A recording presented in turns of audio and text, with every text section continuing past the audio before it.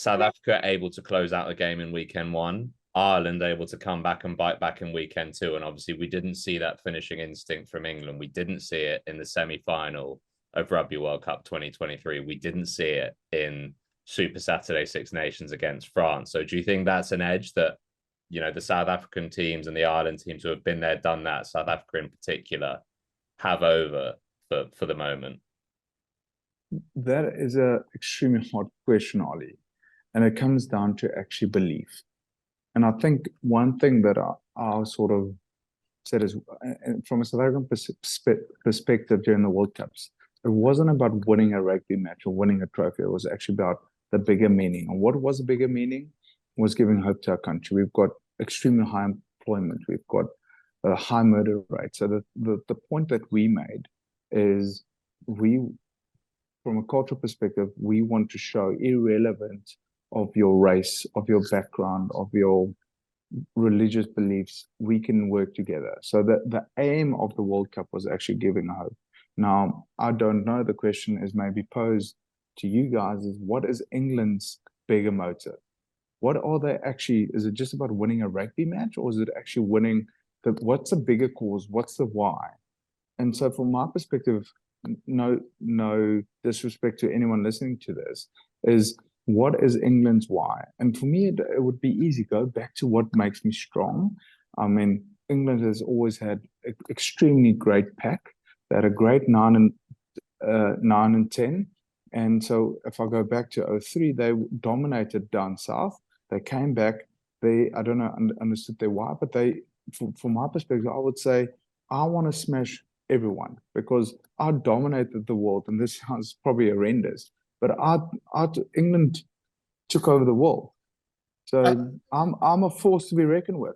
And yes, and the reality is England isn't liked by a lot of the countries, but take almost pride in that and say, I'll dominate a game from a rugby perspective. I think you make a great point there, Schalk. And I never really got it at the time in 2000 to 2003. Woodward made a great thing of, we want to be the #1 team in the world. And I thought, well, does it really matter if you're the #1 as long as you win the World Cup? But actually, that was the why. The why for the England under Woodward, and it took a long time, was to become the #1 team in the world, to go down to New Zealand and beat New Zealand in New Zealand, to beat Australia in Australia, which I don't think they'd done at the time. So there was a why for Woodward's England all the time. And there was also a huge emphasis on producing not just good international players, but world-class international players. And that was Woodward's, that was his modus operandi. That's where he set the bar. And it's very interesting. If you listen to the talk from most England coaches subsequent to that, they're not setting the bar that high. Theirs is more based on a sort of, we want to be good, and primarily we want to survive. I was fascinated listening to Schalk's comments there, because I've not really thought about it in this way before he spoke. But that you often see the truth of a side in their eyes in defeat, and we've seen it twice for South Africa recently. Once in the Cricket World Cup, and against India in the final there, and once on Saturday where that game was as near to an absolute must-win game as you could possibly get. And that's because the culture of South African sport at the moment seems to me, in quite tough times, seems to me it's bigger than the game itself. You've identified 100%. Reasons why these things are worth winning. And if they're worth winning enough, when you don't win, it really, really hurts. And I looked at the England faces on Saturday, and yes, they were disappointed. You could see disappointment all over the place. But I thought the South African levels of disappointment in those near misses recently, looking back now, in light of what you've said, are on a slightly different level. They run deeper somehow. Chris, if you look or just listen to Sia's words afterwards, he apologized to the whole country for letting them down. And that is where he takes ownership and say, look, we didn't perform. We weren't on it. and we lost by a drop goal, but he takes it so personally because this is not about just winning a rugby match. It's about giving hope, and it hasn't. Well, you don't have to say everyone's why has to be the same. England needs to find their own why, and so Ireland is. For me, it's actually, if you look at Ireland, it is.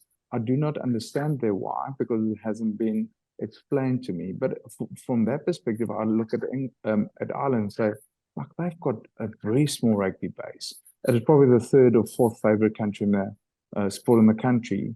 They've got a very small player base, and they probably say, we can do. I'll show the world that with a very small base, as Irish, we'll show you we can perform. So that is quite amazing.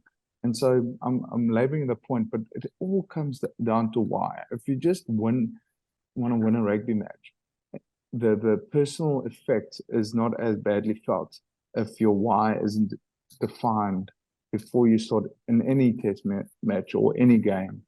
What was the Saracens' why, Schalk? That's a great question, Brendan. So that's the first time ever. Yeah, it is, Brendan, the first time ever. Well done. So I would say, I mean, for people listening to this, our why was making memories, right? And I'll tell you why it was that, because most of the things in previous environments that I've been involved with, they treat you mean to keep you keen. And so it's not a place where you get respect, you earn it over time. And we said it from a different perspective. We're going to give you respect. It's for you to keep it because it's a lot harder. And we're going to treat you unbelievably well. And so our system and our why was we want to change the way people treat rugby players. Coaches treat rugby players. You're not just a commodity that you can sell when you go off the market. You are a human being first, and we want to raise good humans. And secondly, we want to make memories. And thirdly, we want to show that our way is the right way. So from that perspective, Brendan, it changed the whole viewpoint, how we see losses.